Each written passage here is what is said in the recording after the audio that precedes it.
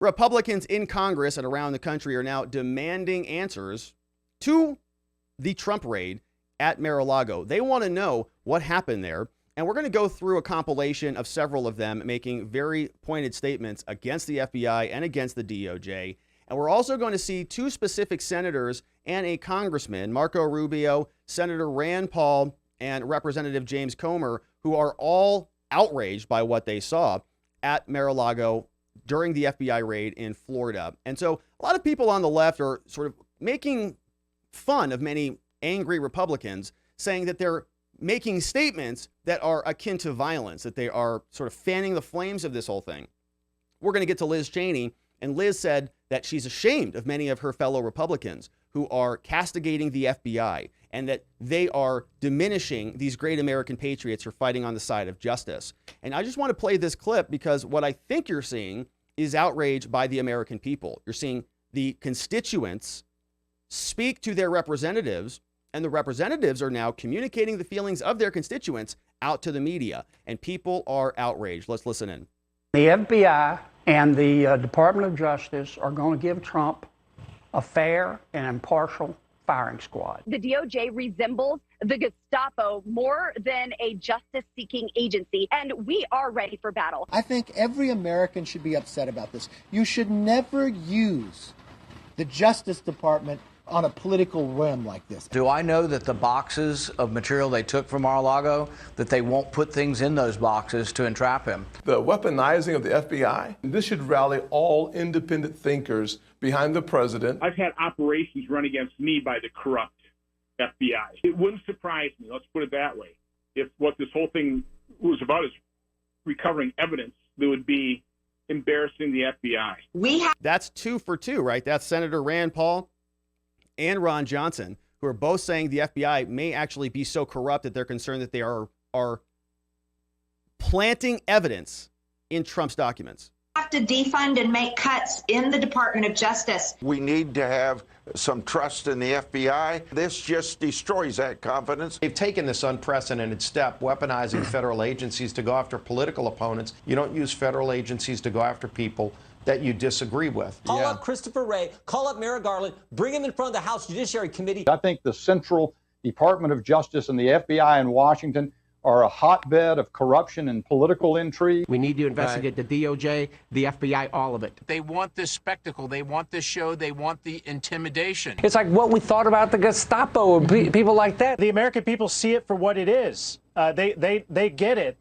They know what's going on here, and that's why the outrage is larger than I've ever felt before. Wow, right? Larger than he's ever felt before. People are outraged. And that was something I was sort of wondering about. I mean, I felt outraged. I know all of you felt outraged. I know large portions of the country did. But you always ask yourself, like, a reality check. Is this really that big of a deal? Like, maybe Merrick Garland can just get up there and just say, yeah, we invaded our political opponent, his house, and we don't need to talk about it to you. And I'm thinking, well, I don't know. Is that maybe I'm the crazy one?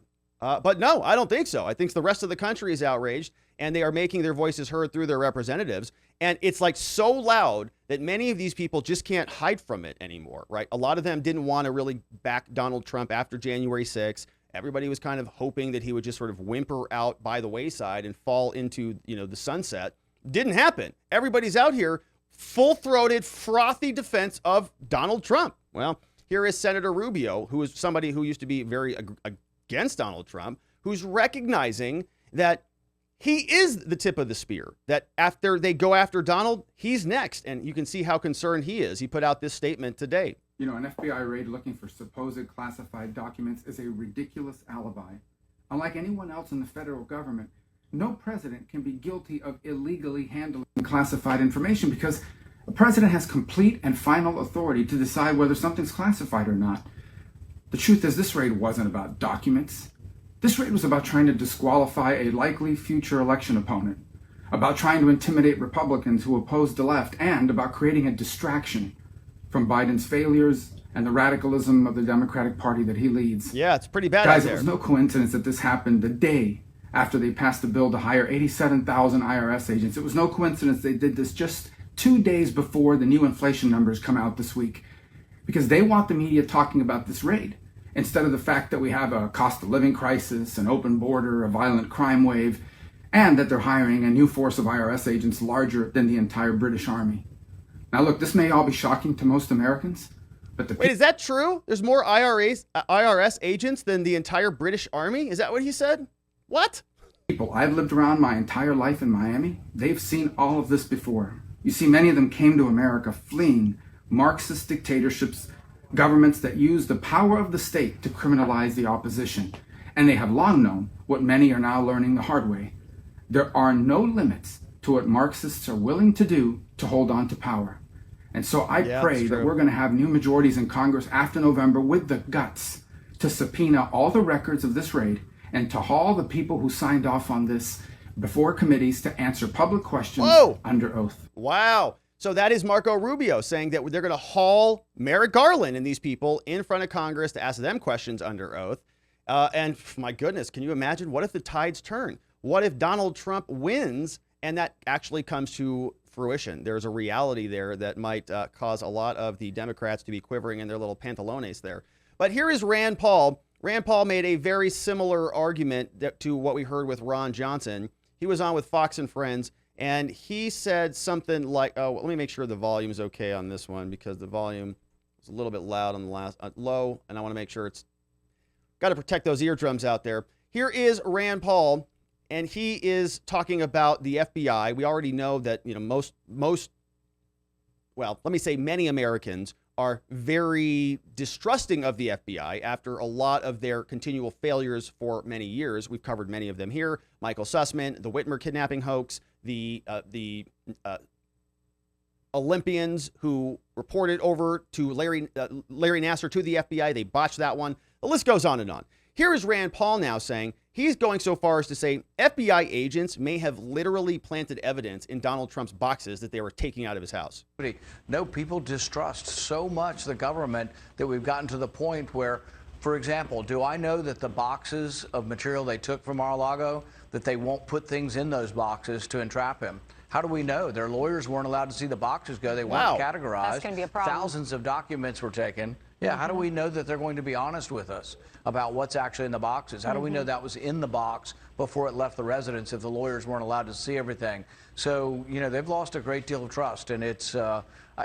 They have lost a great deal of trust, and what happens then, right?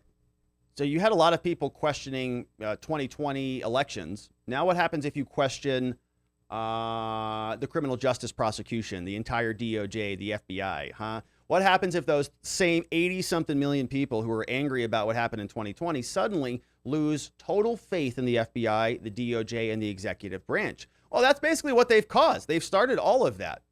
And Rand Paul is saying, you know, can't even trust the agents who were there on the ground. Now, it doesn't just stop there. Rubio and others are demanding answers from the FBI. In fact, we have this letter here from Marco Rubio. He sent this yesterday, 2 days ago, on August 10th. It says, Dear Director Wray, like many Americans, I was outraged to learn of the Federal Bureau of Investigation and their unprecedented raid on Trump's residence in Florida. FBI's actions less than 3 months from the upcoming election are doing more to erode the public trust in government institutions and the electoral process than the Russian Federation or any other foreign adversary. They say these values represent the very core of what the United States stands for and the FBI is mandated to protect. But the FBI raid sows division and exacerbates the same loss of confidence that Putin does. So then he tells us what we already know. He says on August 8th, there was a raid. I demand answers, says Rubio. He says, I want to know during the past 5 years, I want to know how this relates to any disclosure of classified information over the past 5 years. He wants to know of the referrals made by elements of the intelligence community, what percentage of those resulted in FBI opening preliminary investigation. So Rubio is trying to say, he's trying to do the old compare and contrast. FBI, I want to see how you handled other incidents like this to see if you singled out Donald Trump.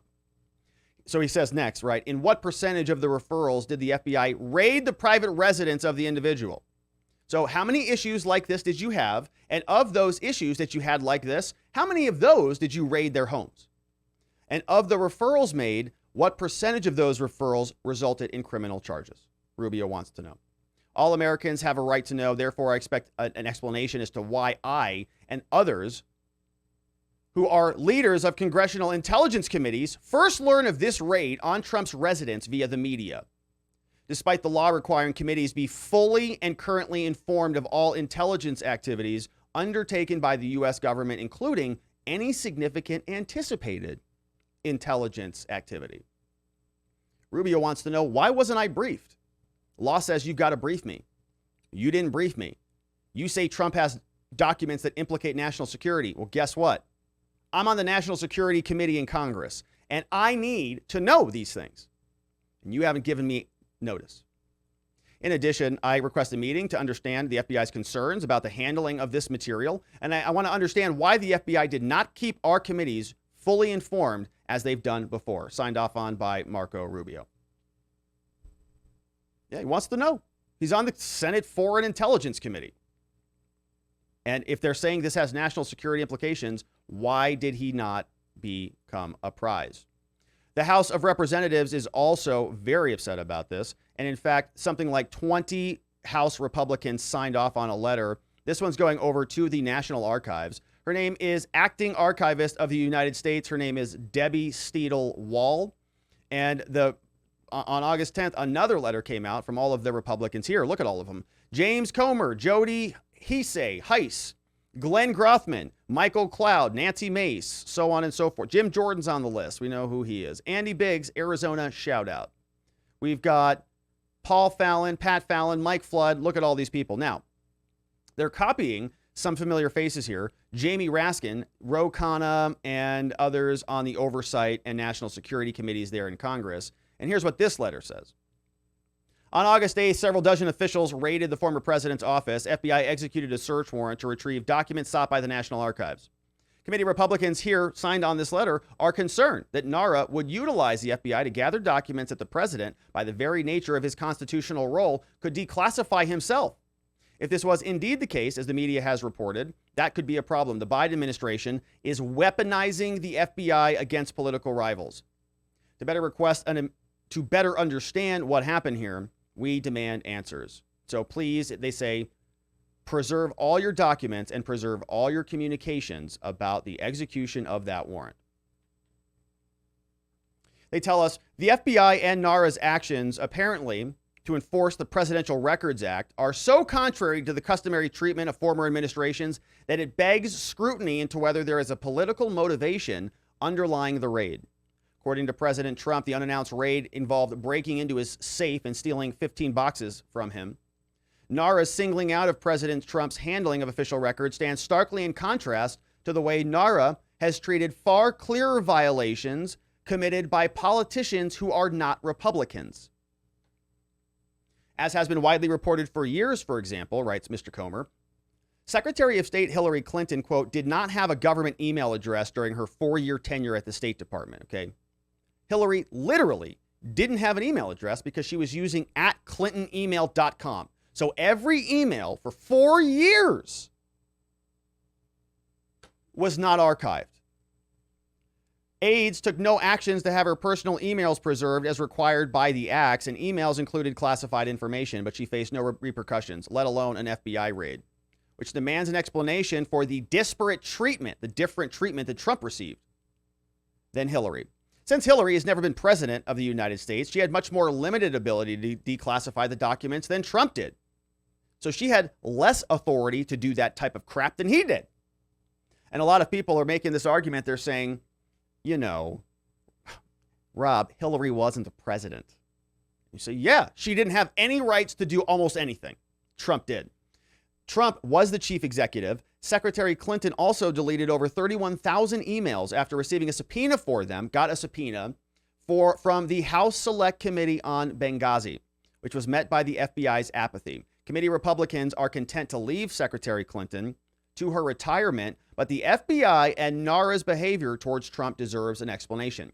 And a lot of people are, critical of these arguments because they say it's just whataboutism. It's just, well, you say, well, what about Hillary? And that's exactly true, right? When you're talking about prosecutions and justice, you do want things to be more or less similar. You do want what's called equal protection of the law. You do want due process and the presumption of innocence and the starting point being the same as best you can. And so when it's the same DOJ investigating sort of both things, You'd expect some uniformity there. Committee Republicans demanded answers about the FBI and NARA's investigation of President Trump and any coordination between the two agencies. The seeming weaponization of the feds by Biden's political rivals cannot go unchecked. And so we have answers that we want. And we have these questions to get those answers. They say, give us these by August 24th. Number one, all documents between employees and agents of NARA and the U.S. government regarding Trump. Documents about the possessions that Trump had. Documents with judges, magistrate, federal district courts. And all documents related to the presidential transition.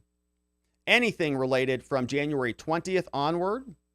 They say we want you to preserve all of your emails, exercise reasonable efforts to notify employers, and follow other routine procedures. We have authority and jurisdiction to do all of this. If you have any questions, call us. Signed, James Comer and a bunch of other Republicans, right? All signing off on this and just saying, oh, we want answers here. And that is now going over to the National Archives. So Republicans are outraged. James Comer sending in letters to the National Archives. Senator Marco Rubio sending in letters to the FBI. Senator Rand Paul asking questions. Is the FBI actually planting evidence in Donald Trump's boxes that they seized from his residence? Who knows? But we will continue to follow as this develops, and I appreciate you subscribing to our channel and joining us on that journey.